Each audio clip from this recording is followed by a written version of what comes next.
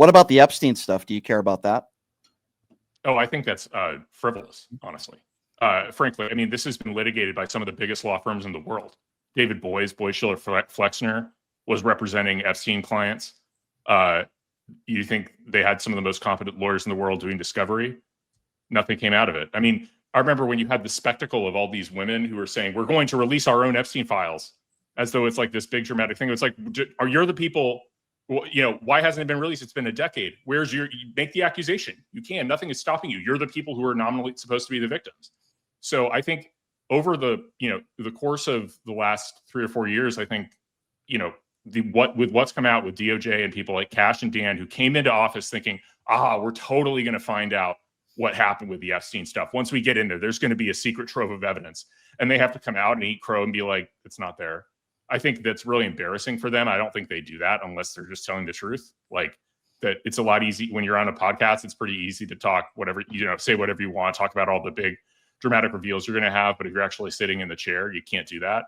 So I look at the Epstein stuff as just like kind of at this point, kind of frivolous. And you know, I mean, I think Bondi actually had one of her better rejoinders when people were asking her this stuff. It's like, did you ever ask Merrick Garland about this? Did you ever ask Alex Costa about this? No, you like completely were silent about it for 4 years, and all of a sudden you're really interested in these files, which don't apparently. I just like don't think that what people say even exists. I think I take Cash and Dan at their word.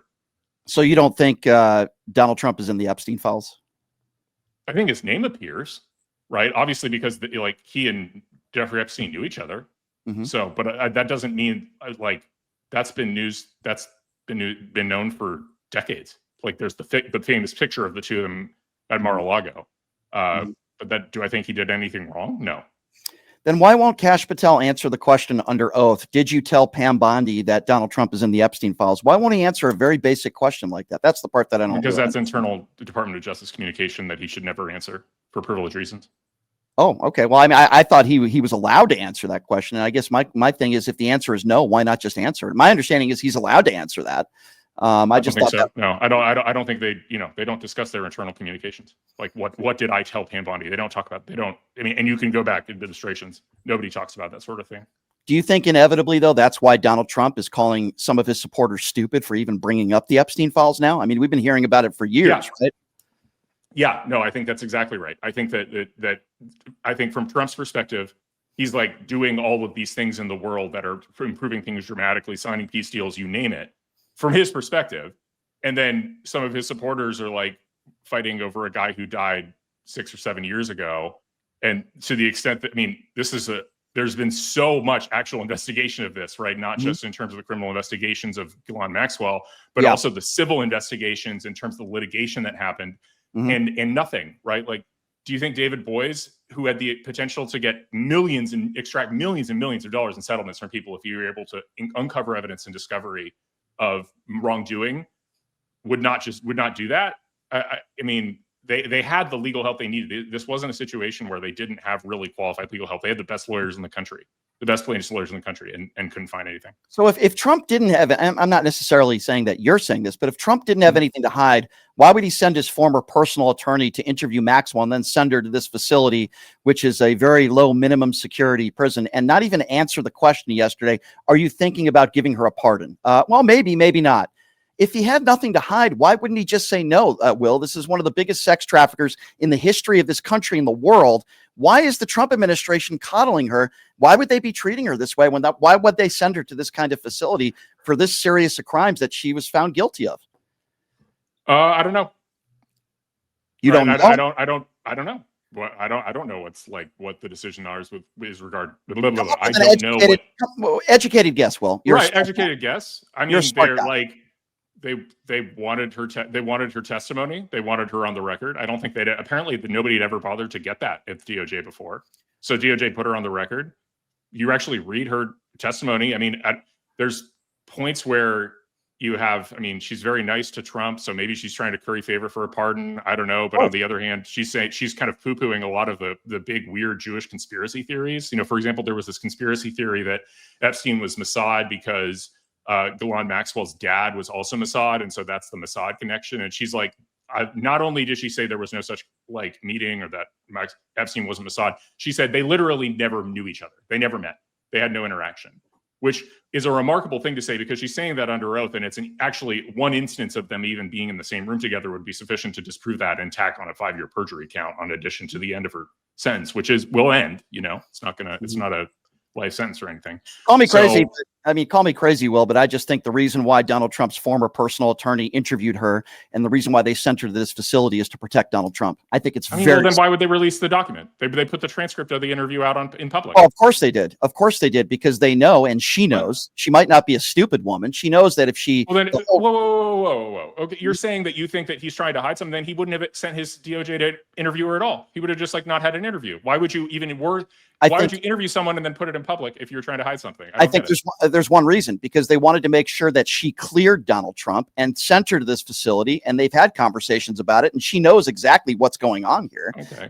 And it's pretty, to me. I don't think they would in the abstract think that her saying nice things about Donald Trump would clear him in the court of public opinion. She's a convicted felon. Then I would ask this question. I already asked it to you, but I asked this to anybody. Why would they send her to this low minimum security prison and treat her like she's not a serious criminal? Everybody in this industry pretty much says this is unprecedented with what this woman was convicted of. Why would Donald Trump and his administration help facilitate sending one of the biggest sex traffickers in the world to a Club Med facility, basically? And to me, there's only one reasonable conclusion, not because they were being nice, because they're hiding something. Why else? Give me another logical reason why they I think maybe you're trying to negotiate a deal. Maybe there's something you're trying to, maybe you're trying to negotiate some testimony from her. I don't know. Sure. Maybe you're trying to negotiate some information out of her that might not be useful for testimony, but might be useful for some other reason. I don't know. Or maybe you're trying to protect the president of the United States. Well, but then you wouldn't even bother doing the interview in the first place. Right. Like, that's the thing. Like, I don't think your theory makes much sense. I think that if you actually were trying to accomplish that end, there's a lot easier things to do. The timing of it is very interesting. Why would they do it now? I think because the Epstein stuff is all getting out there in public. Donald Trump was on the Epstein flight log at least 7 times. Jeffrey Epstein is on tape saying that Donald Trump at one point was his best friend. So was like a whole bunch of people. And it's moreover, there's literally no actual evidence of him engaging in any foul play in this regard. None. Well, then all the evidence points the other direction entirely. Moreover, as I described, this is another circumstance where you go back to the fact that there's been this enormous amount of civil litigation being done with extensive discovery and nothing comes out of it. Both Cash and Dan had to come out and publicly say the list doesn't exist. I know we said it existed. It doesn't exist. Yeah. I think this is preposterous. I think this is QAnon tier garbage. You think the Epstein files are QAnon? I think the theory that Donald Trump engaged in any malfeasance is QAnon tier garbage. Based on what?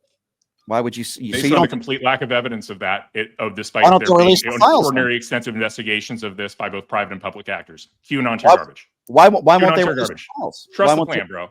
QAnon tier garbage. Okay, well, I disagree with you. There's a lot of real victims out there, and I do believe Donald Trump. Yeah, and despite somehow they haven't managed to say anything about anybody. The only person who did try and accuse somebody got sued for defamation and had to retract it. Why not release the files? What? Why not release the files? Because I don't know what files. It's not clear that there are files that can be released that are even remotely relevant here, other than because most of the things that are in the Epstein files apparently are young children. Literally the sex abuse videos of Jeffrey Epstein having sex with young women. Yeah, they don't have to. They don't have to release those videos, and they don't have to put out the names of any victims. In fact, they can redact those names. I'm just saying, why not release all the files with all these? If indeed, also because it's grand jury testimony, they can't release grand jury testimony because that's confidential, as required by law. Yeah, Donald Trump has the legal authority if he wanted to release the files. No, he doesn't have the legal authority to release grand jury testimony. That's on the judge.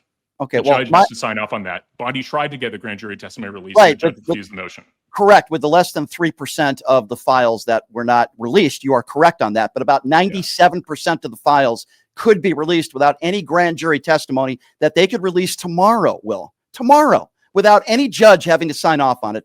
Donald Trump will not do that. I respectfully disagree with you. I don't think this is QAnon stuff. I think QAnon stuff is saying that Trump won the 2020 election. I think it's QAnon stuff saying that, this is... He has a much better claim. There's much more evidence that he might well have prevailed in the 2020 election than there is that he engaged in any malfeasance with Epstein.